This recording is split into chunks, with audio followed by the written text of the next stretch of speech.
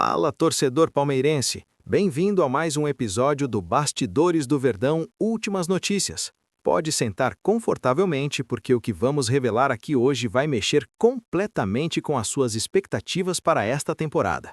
Informações quentes, recém-chegadas da nossa redação, mostram que a diretoria alviverde está trabalhando nos bastidores de forma absolutamente sigilosa em movimentações que podem transformar completamente o elenco palestino para os desafios que vêm pela frente.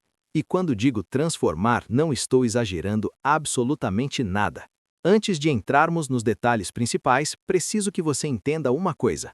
Enquanto outros clubes brasileiros estão apenas observando o mercado, nossa diretoria está agindo, e agindo rápido. Muito rápido. Tão rápido que um rival direto, que achava ter tempo para negociar, foi completamente atropelado pela velocidade palmeirense. Estamos falando de uma negociação que estava praticamente encaminhada para outro destino, mas a eficiência alviverde mudou completamente o rumo dessa situação. O que vou revelar agora tem nome, sobrenome e posição em campo. Prepare-se porque a informação é quente. Nino está praticamente de malas prontas para vestir o manto alviverde. Isso mesmo que você ouviu. O zagueiro que foi capitão do Fluminense na conquista da Libertadores de 2023, atualmente defendendo o Zenit na Rússia, já sinalizou positivamente para um acerto com o Palmeiras. E olha que ironia cruel do destino. O Fluminense dormiu completamente no ponto dessa negociação. Vamos entender como essa novela se desenrolou nos últimos dias e por que o tricolor carioca está vendo uma oportunidade de ouro escapar pelas mãos enquanto o Verdão avança firme para fechar mais um grande reforço. O presidente do Fluminense, Matheus Montenegro, tinha planos bem definidos para Nino. A ideia era fazer uma nova investida pelo zagueiro no meio do ano, quando a janela de transferência seria reaberta. Internamente, no clube carioca, já havia sido feita uma proposta direta ao defensor, e o próprio jogador tinha demonstrado interesse genuíno em retornar ao time onde conquistou a glória continental. Parecia tudo certo, não é mesmo? Era só questão de tempo e acerto de valores. Mas o futebol é dinâmico, meu amigo, e quem não age rápido fica para trás. Montenegro chegou a comentar publicamente sobre o interesse tricolor. Temos interesse no retorno do Nino na próxima janela, mas temos que trabalhar com planejamento. Não posso trazer mais um ou dois zagueiros porque sabemos que, apesar das melhoras dos últimos anos, tem uma questão financeira que não foi totalmente resolvida. O presidente ainda completou. Não vejo isso como problema porque o Fluminense tem uma base muito forte, qualificada e que tem o apoio da torcida. Temos o Davi e o Loyola que já são incorporados ao time profissional. Hoje, o Fluminense tem 6 zagueiros no time profissional. Não temos nenhuma negociação para zagueiro no momento. Percebeu o erro estratégico? Enquanto o Fluminense planejava, analisava, contava zagueiros no elenco e adiava decisões para o meio do ano, o Palmeiras simplesmente entrou na jogada e resolveu a situação. Nossa diretoria não esperou, não ficou planejando para daqui 6 meses. Viu a oportunidade, avaliou a necessidade do elenco e partiu para cima. E o resultado? Nino já tem acordo fechado com o Palmeiras. A negociação foi retomada no início de 2026 pela diretoria alviverde, que se acertou com o atleta e já avançou consideravelmente nas tratativas para contratá-lo junto ao Zenit. O clube paulista já fechou completamente o acordo com o zagueiro e agora trabalha intensamente para destravar o negócio com os russos. A única coisa que ainda separa Nino do anúncio oficial com a camisa alviverde são os valores pedidos pelo Zenit. O Palmeiras está em negociações avançadas, tentando reduzir os valores solicitados pelo clube russo, mas a tendência é extremamente positiva. Estamos falando de um defensor de altíssimo nível, com experiência internacional, que conhece profundamente o futebol brasileiro e que ainda está em plena condição física e técnica. Imagine a dupla de zagueiros que Abel Ferreira terá à disposição com a chegada de Nino. Estamos falando de um jogador que foi peça fundamental na maior conquista da história recente do Fluminense, um líder nato, capitão em decisões, alguém que sabe o que é vestir a responsabilidade de defender um grande clube brasileiro. E agora esse defensor estará do nosso lado, fortalecendo ainda mais um setor que já é referência no futebol nacional. Enquanto isso, do lado tricolor, só resta lamentar. O Fluminense viu sua tentativa de repatriar o zagueiro ficar em segundo plano. A demora, o excesso de planejamento, a preocupação exagerada com o timing acabaram custando caro. Quando finalmente decidirem agir lá no meio do ano, Nino já estará consolidado no Palmeiras, brigando por títulos e mostrando por que a diretoria alviverde foi mais esperta nessa negociação.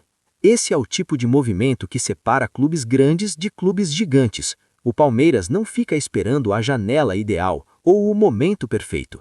Quando identifica uma oportunidade de fortalecer o elenco com qualidade, age imediatamente. E Nino é exatamente esse tipo de oportunidade.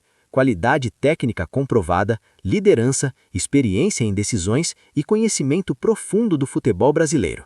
A torcida alviverde pode comemorar porque a defesa palmeirense está prestes a ganhar um reforço de peso, enquanto um rival direto assiste de camarote essa oportunidade escapar pelas mãos.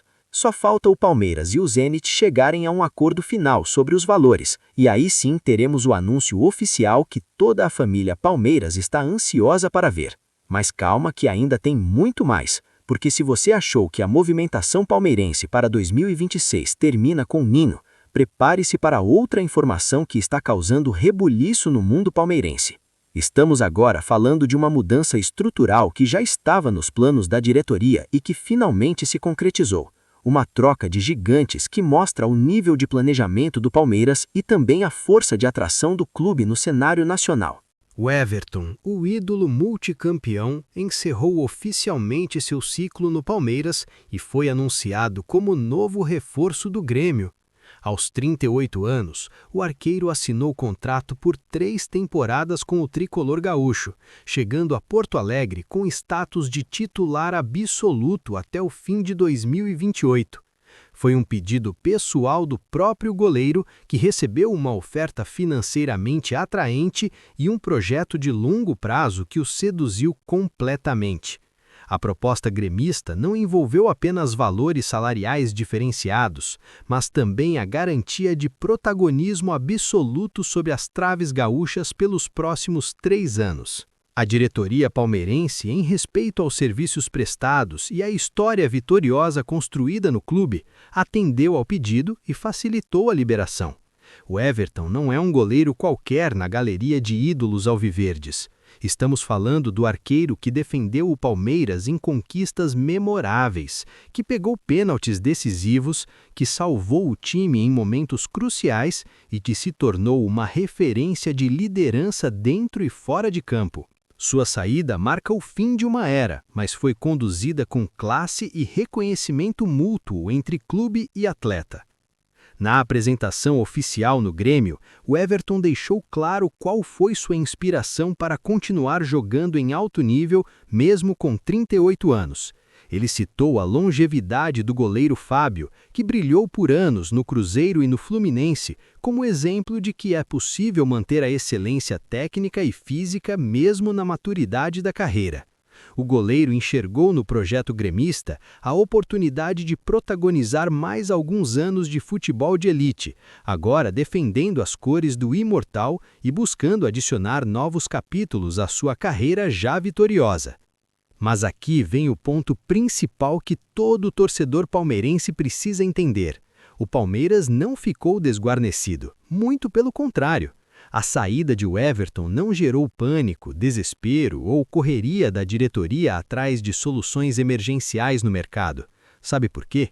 Porque a solução já estava pronta, treinando no CT, se preparando exatamente para esse momento. Carlos Miguel, contratado a peso de ouro em 2025, assume agora como o novo dono da camisa 1 do Verdão. E quando digo peso de ouro, não estou exagerando nem um pouco. O Palmeiras investiu pesado nessa contratação justamente pensando no futuro. Foram pagos 5,5 milhões de euros fixos, o que representa aproximadamente 34 milhões de reais na cotação da época, mais 500 mil euros em bônus por metas e desempenho. Esse montante garantiu ao Palmeiras 80% dos direitos econômicos de Carlos Miguel, tornando-o oficialmente o goleiro mais caro da história do clube alviverde. Nunca antes a diretoria palmeirense havia desembolsado tanto dinheiro por um arqueiro. O contrato assinado vai até julho de 2030, ou seja, 5 anos e meio de vínculo. Isso mostra claramente que a diretoria planejou essa transição com meses, talvez até anos de antecedência.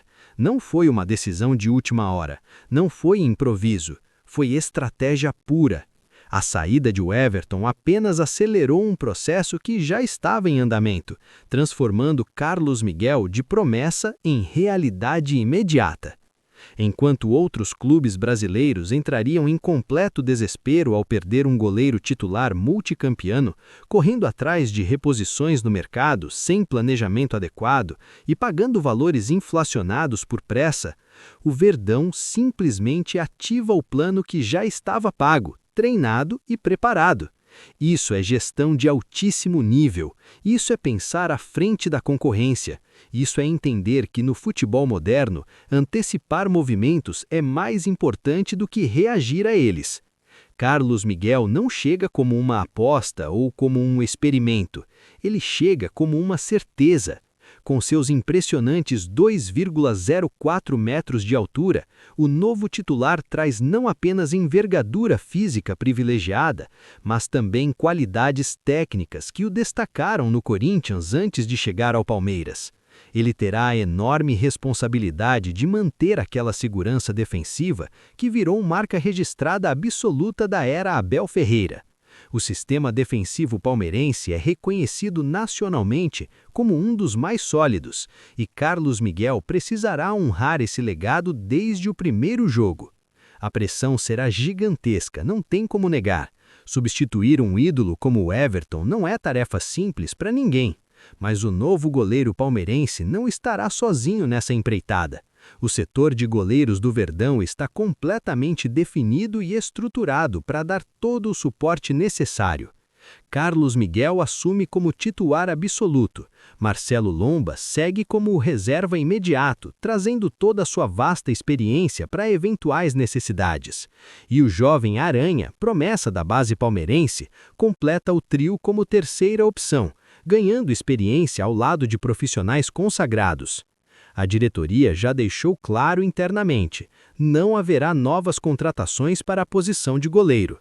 O planejamento está concluído, o elenco está fechado nesse setor. A confiança no trio atual é total e irrestrita. Carlos Miguel terá todo o apoio institucional para se firmar, Lomba continuará sendo aquela opção segura quando necessário e Aranha seguirá seu desenvolvimento natural. Então é isso, torcedor palmeirense. Nino chegando para fortalecer ainda mais a zaga alviverde e Carlos Miguel assumindo definitivamente o gol com o status de goleiro mais caro da história do clube alviverde. O Palmeiras segue mostrando para todo o futebol brasileiro que sabe planejar com eficiência, que age rápido quando precisa e que não deixa oportunidades valiosas escaparem pelo caminho. Agora eu preciso do seu apoio total.